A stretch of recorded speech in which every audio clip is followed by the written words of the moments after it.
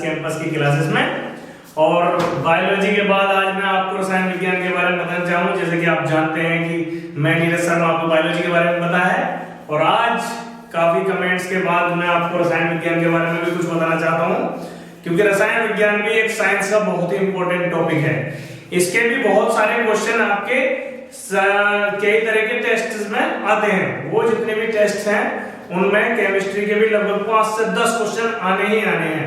तो ज्यादा समय न लेते हुए आज हम केमिस्ट्री का इंट्रोडक्शन भी देख लेते हैं और इंटरेस्ट लगेगा आपको। तो जैसे कि केमिस्ट्री यानी रसायन विज्ञान, एक्चुअली रसायन मींस जितने भी हमारे केमिकल्स हैं उन सबका एक दूसरे के साथ रिएक्शन करना, और उनकी इस प्रॉपर्टीज, उनके इस गुण को ही कहते हैं रसायन। और जैसे कि इंग्लिश में इसका वर्ड है केमिस्ट्री, ये एक्चुअली केमिस्ट्री जो है कीमिया वर्ड से मिलकर बना हुआ है। कीमिया, कीमिया ये एक मिट्टी का नाम था, कीमिया। इस मिट्टी का नाम कीमिया क्यों पड़ा? क्योंकि इस मिट्टी की एक खासियत थी कि अगर इस मिट्टी को तुम किसी भी वाटर में डालोगे तो वहां पर ये बुलबुले देती थी। उन बुलबुले से पता पड़ा कि इस केमिस्ट्री में, मतलब इस कीमिया में कुछ खास है, और उस खास का पता लगा कि ये जो है इसके अंदर डिफरेंट तरीके की रिएक्शन होती हैं। यानी कि अगर हम इस मिट्टी को किसी वाटर में डालेंगे तो उसमें जो है अलग अलग रिएक्शंस होंगी, बबल्स बनेंगे, धुआं निकलेंगे। तो उससे पता पड़ा कि भाई इसमें कुछ ना कुछ अलग तरह का मटेरियल है। उसी कीमिया वर्ड से हमारा बना केमिस्ट्री। और उस केमिस्ट्री में क्या देखा गया? रसायनों की प्रवृत्ति, रसायनों के गुण, कि आखिर रसायन होता क्या है। अब रसायनों का पता लगा, रसायन से पता लगा कि उन रसायनों के अंदर डिफरेंट कंपोनेंट्स होते हैं। वो कंपोनेंट्स क्या होते हैं? वो कंपोनेंट्स होते थे छोटे छोटे तत्व, जिन्हें कहते थे एलिमेंट। ये शुरुआती बात थी जब उन्हें पता पड़ा कि भाई एलिमेंट होते हैं इनमें।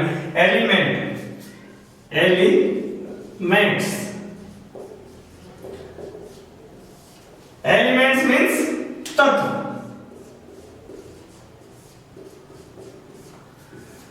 ये एलिमेंट्स तत्व होते थे। इन तत्वों के कारण ही उनमें रिएक्शंस होती थी कि ये जो एलिमेंट्स थे ये किसी के संपर्क में आने के बाद अपनी प्रॉपर्टीज चेंज करते थे, और उन प्रॉपर्टीज के चेंज होने के बाद ही क्रिया को आगे बढ़ाया जाता था। यानी कि कुछ ना कुछ क्रिया उसमें होती थी, उन्हें कहते थे एलिमेंट्स। यानी कि ये इनकी अगर डेफिनेशन देखें तो ये छोटे छोटे माइक्रोस्कोपिक यानी कि अति सूक्ष्म चीजें, थिंग्स होती थी, जिनसे किसी दूसरे सोल्यूबल कंपाउंड्स के साथ मिलने के बाद रिएक्शन को अंजाम देते थे। यानी कि इन एलिमेंट्स में कुछ ना कुछ चेंज होता था जिससे कि रिएक्शन होती थी। तो ये होते थे हमारे एलिमेंट्स। एलिमेंट्स के बाद रिएक्शन करने के लिए एलिमेंट्स का बदलना, उस एलिमेंट्स का बदलना एक और नई टर्म पैदा करता है, जिस टर्म को हम बोलते हैं एटम्स। एटम्स मींस परमाणु। इस परमाणु का खेल है कंपाउंड्स में और आपके मॉलिक्यूल्स में जो इससे बनते हैं, उसमें से एटम का खेल है, एटम्स। अब इनमें क्या डिफरेंस रहता था? इनमें ये डिफरेंस रहता था कि ये जो हमारे एटम्स रहते थे और एलिमेंट्स रहते थे, एटम्स के ऊपर कुछ ना कुछ प्रॉपर्टी आने के कारण ही वो कन्वर्ट होते थे एटम्स में, और एटम्स में कन्वर्ट होने के बाद उनमें एक गुण बनता था। यानी उनमें प्रॉपर्टीज क्या बनती थी कि जितने भी हमारे एटम्स होंगे, यानी कि जितने भी हमारे परमाणु होंगे, उनमें सबसे पहला कैरेक्टर क्या आता था कि वो खुली अवस्था में नहीं रह सकते। खुली अवस्था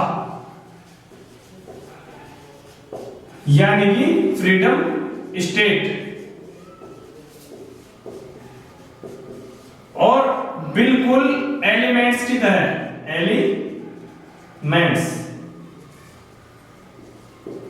माइक्रोस्कोपिक पार्टिकल रहते थे। माइक्रोस्कोपिक यानी कि सूक्ष्म कण, जिन्हें हम नंगी आंखों से यानी कि विदाउट माइक्रोस्कोप के नहीं देख सकते, उन्हें ही कहते थे हम एटम्स, यही एटम्स ऐसे होते थे जो एलिमेंट से जनरेट होते थे, इनके ऊपर इनकी प्रॉपर्टी चेंज होती थी, उन प्रॉपर्टीज के चेंज होने के बाद ही ये किसी भी रिएजेंट के साथ मिलकर अपनी रिएक्शन को शो करते थे, जिससे पता पड़ता था कि इसमें कोई रिएक्शन हो रही है, इसमें कुछ बदलाव आ रहा था। और एटम्स के बाद क्या था जी आपका, एटम्स के बाद एक टर्म्स आता है मॉलिक्यूल।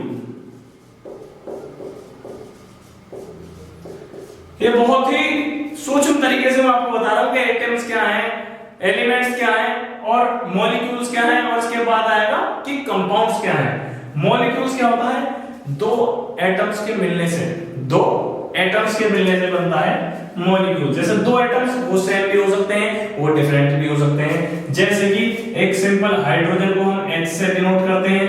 अब ये एक हाइड्रोजन दूसरे हाइड्रोजन से मिलकर बना तो ये बन गया H2, यानी कि ये हो गया आपका मॉलिक्यूल। जैसे कि ऑक्सीजन को O से रिप्रेजेंट करते हैं, O से दर्शाते हैं, तो O के साथ O मिला तो ये हो गया आपका O2 मॉलिक्यूल। तो सिंपल आपको पता लगा, एलिमेंट से एटम बने और एटम का एक एटम से दूसरे एटम के साथ जुड़ना ही कहलाता है मॉलिक्यूल। सिंपल, कोई टेंशन वाली बात नहीं। उसके बाद अब मॉलिक्यूल्स की वजह से आपने देखा होगा कहीं आप कहते हैं कि फिर नमक ले आओ। नमक क्या है, नमक का अगर हम केमिकल फॉर्मूला देखें तो होता NaCl, यानी कि दो एटम से मिलकर बना हुआ एक यौगिक, जिसे हम कंपाउंड बोलते हैं, यौगिक compound, compound. Number 4 compound, Hindi में बोलते से यौगिक, यानी कि दो मॉलिक्यूल से मिलकर बना एक चीज वो होता है आपका कंपाउंड। जैसे कि हम देखेंगे इसमें H2, यानी कि दो मॉलिक्यूल H प्लस H यानी कि H2, एक और इसमें तीसरा मॉलिक्यूल जोड़ दिया मैंने ऑक्सीजन, तो ये क्या बन गया H2O। ये फॉर्मूला होता है, ये सूत्र होता है वाटर का, यानी कि जल का, और इसी को बोलते हैं हम मॉलिक्यूल। ठीक है, तो देखो बहुत ही सिंपल, हमने एलिमेंट जान लिया, एलिमेंट के बाद हमने एटम जान लिया, एटम के बाद हमने कंपाउंड जान लिया, और कंपाउंड के बाद जान लिया हमने मॉलिक्यूल, कंपाउंड। और कंपाउंड के बाद अब हम जानते हैं कि इन चीजों से होता क्या है। भाई एलिमेंट से क्या होता है, एटम से क्या होता है, मॉलिक्यूल से क्या होता है, कंपाउंड से क्या होता है।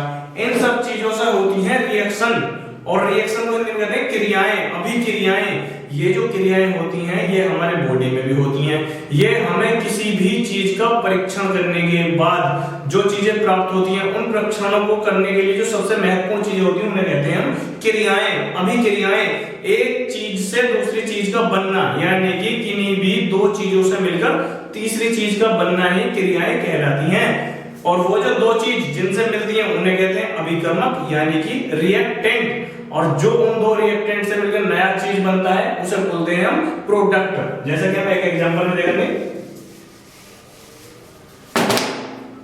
बहुत ही सिंपल है, सब कहते हैं केमिस्ट्री बहुत हार्ड है, कुछ हार्ड नहीं है, छोटी छोटी टर्म से याद रखो, एंजॉय आएगा पूरा।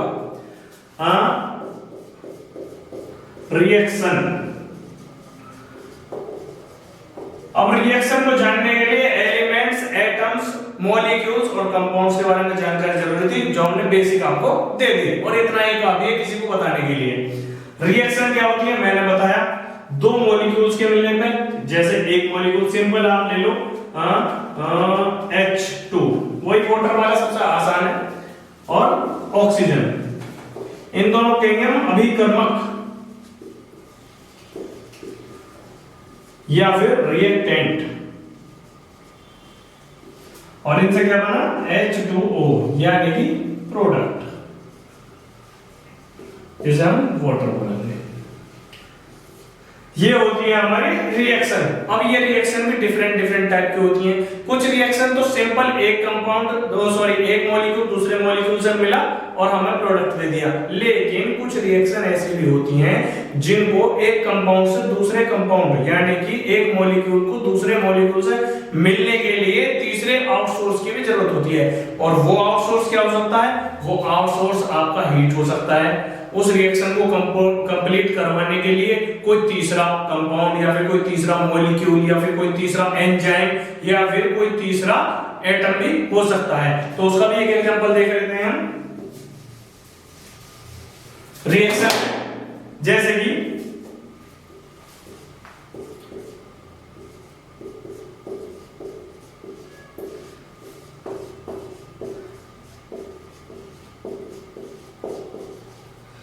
ये दोनों हो गए रिएक्टेंट।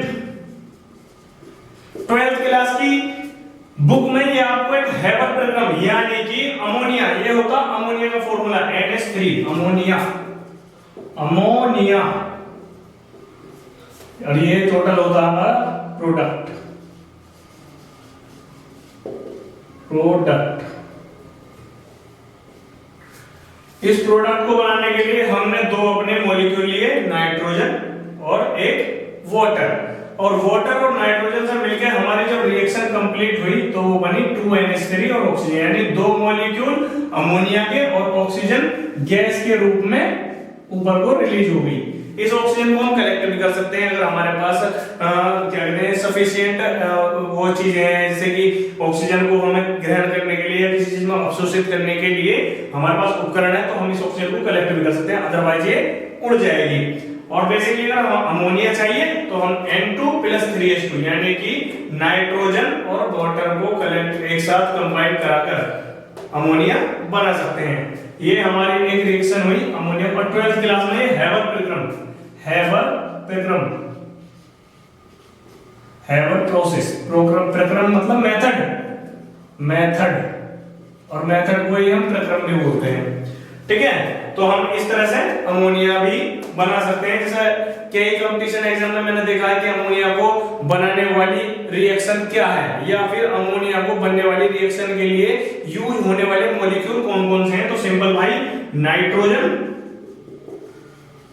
और वाटर, इन दोनों के मिलने से ही हमें अमोनिया और ऑक्सीजन रिलीज हो जाती है, अमोनिया में मिल जाती है। तो ये होती है रिएक्शन। कितनी आसान है रिएक्शन, ये समझ में आ गई कि दो मॉलिक्यूल्स या फिर दो तरह के एटम्स को मिलने से बना नया प्रोडक्ट हमारा रिएक्शन कहलाता है, सिंपली। इसके बाद कुछ टर्म्स होती हैं, जब भी कोई केमिकल टर्म्स आती है हमारे एग्जाम्स में आती हैं, जैसे कि पीएच हुआ, बफर हुआ और इंडिकेटर हुआ। ये भी मैंने देखा बहुत सारे कंपटीशन एग्जाम में ये पूछते हैं कि what is pH, what is buffer, indicator, यानी कि पीएच क्या है, बफर क्या है, इंडिकेटर क्या है। कोई भी डरने की जरूरत नहीं है, बहुत ही सिंपल चीजें होती हैं। लोग कहते हैं पीएच बहुत हार्ड है, कुछ हार्ड नहीं है भाई, मैं बताता हूं पीएच क्या है। पीएच, पी का मतलब पावर और एच का मतलब हाइड्रोजन। भाई फुल फॉर्म पता पड़ गई, कोई समस्या नहीं। अब पावर ऑफ हाइड्रोजन होती क्या है आगे? पावर ऑफ हाइड्रोजन का मतलब यानी कि पीएच का मतलब किसी भी विलयन, यानी कि विलयन क्या होता है? एक सॉल्यूबल आपका सॉल्वेंट और सॉल्यूट से मिलकर एक सॉल्यूशन बना होता है। वो सॉल्यूशन एसिडिक है यानी कि अम्लीय या फिर बेसिक है यानी कि या क्षारीय है, यानी कि वो तेजाब है या क्षार है, उसका पता लगाने के लिए ही हम पीएच का यूज करते हैं। अब भाई पावर ऑफ हाइड्रोजन, इससे क्या पता लगा? हाइड्रोजन होता भाई ये, ठीक है, और H2O किससे मिलकर बना? H+ और OH-, यानी कि किसी भी सॉल्यूशन में प्रेजेंट हाइड्रोजन और प्रेजेंट ऑक्सीजन और हाइड्रोजन, इन दोनों की संख्या ही उस विलयन का पीएच बताती है। पीएच का मतलब क्या है? किसी भी विलयन की अम्लीयता या फिर क्षारीयता देखने का गुण जो है वो पीएच है। अब पीएच भाई होता क्या है? तो इसकी एक डेफिनेशन है बहुत शानदार, बहुत हल्की। किसी भी विलयन का पीएच उसमें उपस्थित, लिख लेना भाई, हाइड्रोजन, ये होगा आयन, प्लस माइनस यानी चार्ज, हाइड्रोजन आयन सांद्रण, ये जो सिंबल है सांद्रण का मतलब मात्रा, उपस्थित हाइड्रोजन आयन सांद्रण के बराबर होता है।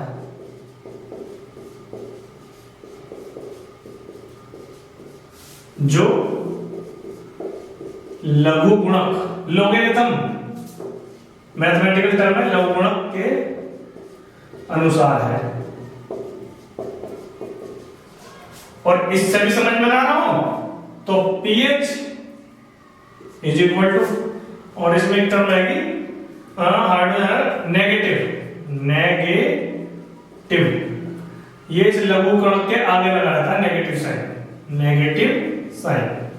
तो pH is equal to negative log, यानी कि नेगेटिव लॉग गुणक H आयन, यानी कि किसी भी विलयन का pH उसके नेगेटिव लघु गुणक के हाइड्रोजन आयन सांद्रण के बराबर होगा, ये pH है। ये डेफिनेशन लिखी है हमने, कोई दिक्कत नहीं।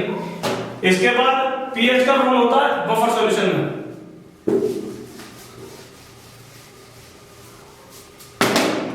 बफर,